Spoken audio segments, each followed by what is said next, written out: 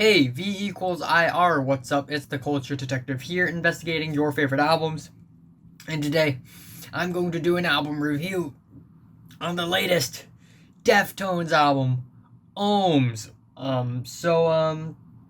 Yeah, I'm really sleepy right now. I slept for, I don't know how long did I sleep for. I think 4 hours. I tried my best to, sleep earlier, but I just can't. My Anyways, Deftones is a Sacramento alt metal outfit, and they have been making music for quite some time already, ever since the mid 90s. Wow, I'm really sleepy. And I'm not super duper familiar with their work, but I know that they have been pretty popular, especially with albums like White Pony, which is widely considered as their best record. And we also have Diamond Eyes, which is a slightly more basic and bland album, but still held up to its high praise. Well, in the 2010s, they didn't drop anything all that groundbreaking or anything. They released a Koi no Yokan, which is an album that a lot of their fans enjoyed. And also in 2016, they released Gore, which was a bit of a letdown because it didn't deliver as well as Deftones' previous albums, of course. And now in 2020, Deftones had returned with Ohms, which reminds me of Ohm Law. The like you study physics once in your life, it forever haunts you until you die. So yeah, Deftones, they're alt metal in a sense that their instrumentations are very metal. We get loud banging drums, very heavy guitars, distorted guitars. The vocals are growly and shouty half the times, but the other half is where the vocals get sort of muffled up, mellow, very glossy, and usually I don't like that kind of vocals. But if these vocals are justified with amazing, blissful, dreamy instrumentation, sign me up, boys. And Deftones also rely very heavily on vocal melodies, verses and choruses, hooks, because the drums, the fast rhythms, and the riffs are not necessarily the thing that their music usually focus on more, unlike many other metal bands out there that focus a lot on the technical aspects. And also, there are parts about Deftones music that's more shoegazy than it is, heavy metal y, which is actually a really nice combination of genres. So, Ohms, do I like it? Yeah, I kind of do. I don't think it's perfect. I mean, there are a lot of moments on the album where I just find it a little awkward. Also, sometimes a little bland and drab, but for a majority of the tracks, I actually enjoyed this album quite a bit. The album opener Genesis is a very loud and violent and ear-catching opening. However, it's probably my least favorite track on the entire album. The riff is basically two notes being played over and over and over and over again. We get these growls and then these glossy vocals, of course. And we get these sci-fi synths that sound really awkward, as well as these echoey shouts, balance, balance, balance, balance. And it's a little over the top, I feel like. And yeah, the lyrics, it's a little weird. It's a little head scratching where it's about rejecting both sides and achieving balance. I don't mind lyrics about, not really being biased, have some critical thinking in your mind and look both sides and think for yourself. But the way it's so dramatically being described on this song, it's like, oh wow, being in the middle is almost like a superpower, which is, again, I don't hate this idea. It's just very awkward the way they presented it. Anyways, the rest of the album is pretty good. The track Ceremony has these prickly guitars, which is really nice and fiery, and it sort of builds up to a really harmonious, dense, layered chorus. And this chorus is also slightly awkward, the way it's sort of off key, but in a way I actually kind of enjoyed it. I like how fiery it is, I like how passionate it sounds, and it's not a bad track. Not at all. It could be better, I guess. Next up, we have Urantia or Urantia, and boy, I love this track.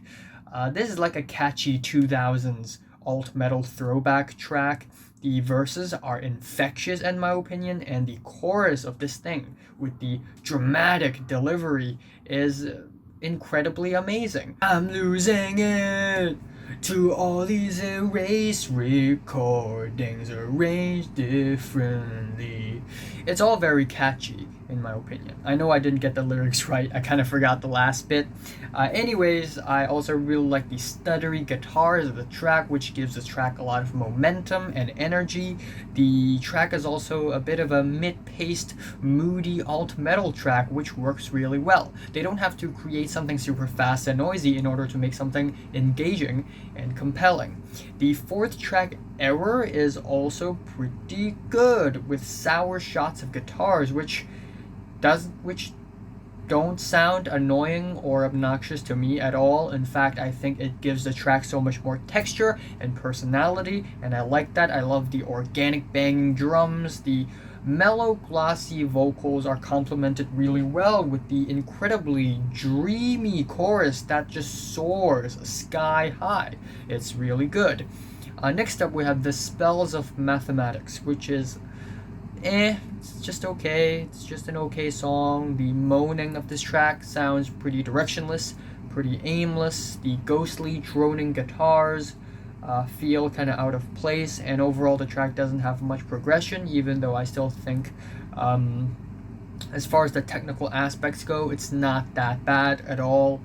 Anyways, we have Pompeji for the next track, not Pompeji. I said Pompeji like the first 2 times I listened to this album. I thought it's called Pompeji, but it's Pompeji.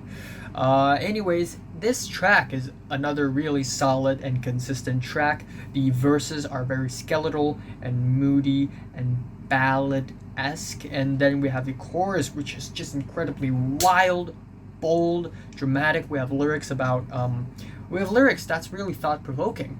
It's like, humanity is suffering so much now. Come on, Jesus, like why are you letting us fail like this?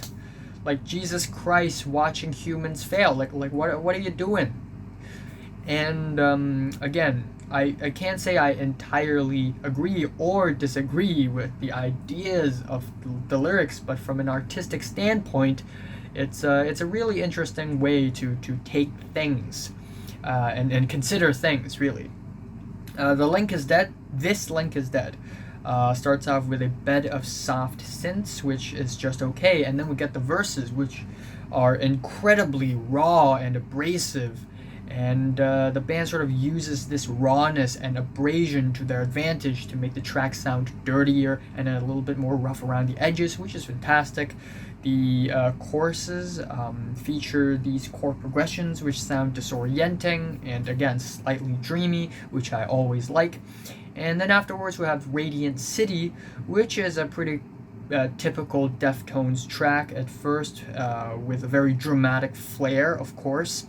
The guitars are incredibly speedy and energetic, and we also get these chilled, icy, drony synths, which, in my opinion, actually fits well with the guitars, because I think it gives this track sort of a chilled tone that prevents it from sounding kind of basic, but giving it more of a chilly, icy texture. Anyways, Headless is also pretty average of a track. The band plays safe on this track, even though the second half is legitimately blissful, sweet, and dreamy. And the album ends off with the title track Ohms, which of course is easily the best song on the entire album, with its chugging guitar riffs, the very bold vocal melodies, sludgy guitars that are very noisy, and they sort of form a wall of noise. And the way Deftones present themselves, it's not like their sound has to be high definition or anything. Their sound can be very abrasive and it would still sound very good, and that's exactly the case in the title track here. So yeah, while again I don't think it's perfect, I think there are a few awkward moments on the album, but overall I actually kind of enjoy it. My favorite track here is the title track Ohms, and my least favorite is Genesis. Yeah. I'm giving Deftones Ohms a strong 7 to a light 8 out of 10.